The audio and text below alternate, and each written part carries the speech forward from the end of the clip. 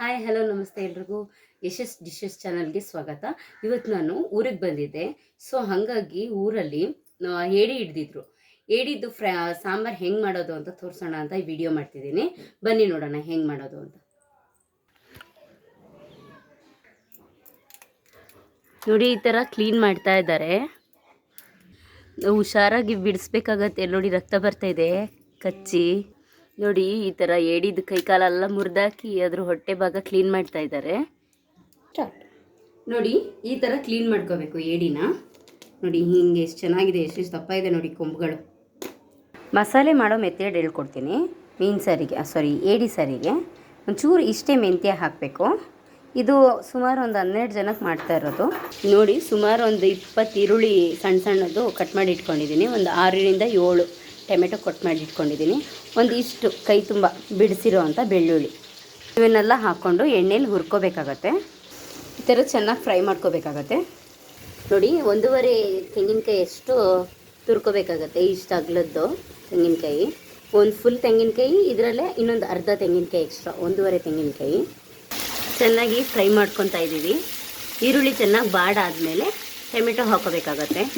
ನಂತರ ತಣ್ಣಗಾದ್ಮೇಲೆ ಈ ಫ್ರೈ ಏನಾಗಿರುತ್ತಲ್ಲ, ಇದು ತಣ್ಣಗಾದ್ಮೇಲೆ ಮಿಕ್ಸಿಗೆ ಹಾಕೋಬೇಕು. ನೋಡಿ, ಈ ಥರ ಹುರ್ಕೊಂಡಿರೋದಕ್ಕೆ 3 ಸ್ಪೂನ್ ಖಾರ ಪುಡಿ ಹಾಕೋತಾ ಇದ್ದೀವಿ. ಇದ್ರ ಜೊತೆಗೆ ಹಂಗೆ ಧನಿಯಾ ಪುಡಿ 5 ಸ್ಪೂನ್ ಹಾಕೋತಾ ಇದ್ದೀವಿ. ಸ್ಪೂನ್ ತೋರಿಸಿ. ಈ ಥರ ದಪ್ಪ ಸ್ಪೂನಲ್ಲಿ 5 ಸ್ಪೂನ್ ಹಾಕೋತಾ ಇದ್ದೀವಿ. ಅರಿಶಿನ ಪುಡಿ 1 ಸ್ಪೂನ್. ನೋಡಿ, ಆ ಸಣ್ಣ ಸ್ಪೂನಲ್ಲಿ 1 ಸ್ಪೂನ್ ಹಾಕೋತಾ ಇದ್ದೀವಿ. ಈ ಹುರಿದಿರೋ ಅಂಥ ಈರುಳ್ಳಿಗೆ ಕಾಯಿ ತುರಿದಿರೋದು ಹಾಕ್ಕೊಂಡು ಎಲ್ಲ ಮಿಕ್ಸ್ ಮಾಡ್ಕೋತೀವಿ. ಇದು ಮಿಕ್ಸಿಗೆ ಹಾಕೊಳ್ಳೋಕೆ ಚೆನ್ನಾಗಾಗುತ್ತೆ. ಹಂಗಾಗಿ ನೋಡಿ, ಒಂದು ಹಿಡಿಯಷ್ಟು ಕೊತ್ತಂಬರಿ ಹಾಕೋತಾ ಇದ್ದೀವಿ ಈ ಹುರಿದಿರೋ ಈರುಳ್ಳಿಗೆ. ಈ ರುಬ್ಬಿರೋ ಮಸಾಲೆಗೆ ಒಂದು 100 ಗ್ರಾಮ್ ಆಗೋಷ್ಟು ಹುಣಸೆಹಣ್ಣು ನೆನಾಕಿ ಕ್ಯೂಚ್ಕೊಂಡಿದ್ದೀನಿ. ಅದನ್ನ ಮಿಕ್ಸ್ ಮಾಡ್ಕೋತಾ ಇದ್ದೀನಿ. ನೋಡಿ, ಇವಾಗ ಎಲ್ಲ ಮಸಾಲೆ ರೆಡಿ ಇದೆ. ಉಪ್ಪು ಹಾಕೋತಾ ಇದ್ದೀವಿ, ಒಂದು 3 ಸ್ಪೂನ್ ಆಗೋಷ್ಟು. ನಾನು ಜಾಸ್ತಿ ಜನಕ್ಕೆ ಮಾಡ್ತಿರೋದ್ರಿಂದ ನಾನು ಜಾಸ್ತಿ ಕ್ವಾಂಟಿಟಿ ಹೇಳ್ತಾ ಇದ್ದೀನಿ.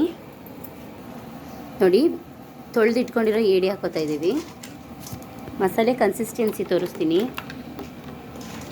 ಇಷ್ಟಿರಬೇಕು ತೆಳ್ಳಗೆ. ಇಷ್ಟು ಗಟ್ಟಿ ಇದ್ದರೆ, ತೀರಾ ತೆಳ್ಳಗಿರಬಾರ್ದು ಮಸಾಲೆ ಮಾತ್ರ. ಕರಿಬೇವು ಹಾಕೋತಾ ಇದ್ದೀನಿ. ನೋಡಿ, ಇದೆ 12-20 ಜನಕ್ಕೆ ಆಗೋಷ್ಟು, 12ರಿಂದ 15 ಜನಕ್ಕೆ ಆಗೋಷ್ಟು ಅಡುಗೆ ಮಾಡ್ತಾಯಿದ್ದೀವಿ. ನೋಡಿ, ಈ ಥರ ಸಾಂಬಾರು ಚೆನ್ನಾಗಿ ಕುದೀತಾ ಇದೆ. ಇದು ಒಂದು ಅರೌಂಡ್ ಒಂದು 20ರಿಂದ ಅರ್ಧ ಗಂಟೆ, ಅಂದರೆ 20 ನಿಮಿಷದಿಂದ 30 ನಿಮಿಷದವರೆಗೂ ಚೆನ್ನಾಗಿ ಕುದಿಸ್ಬೇಕು. ನೋಡಿ, ನನಗೆ ಹೆಲ್ಪ್ ಮಾಡಿದವಳು ಇವಳೆ ಅಡುಗೆ ಮಾಡೋದಕ್ಕೆ. ನೋಡಿ, ಫೈನಲಿ ರೆಡಿಯಾಗಿದೆ ಏಡಿ ಸಾರು. ಇದು ಏಡಿದು ಹೊಟ್ಟೆ, ಇದು ಕೊಂಬುಗಳು. Thank you friends.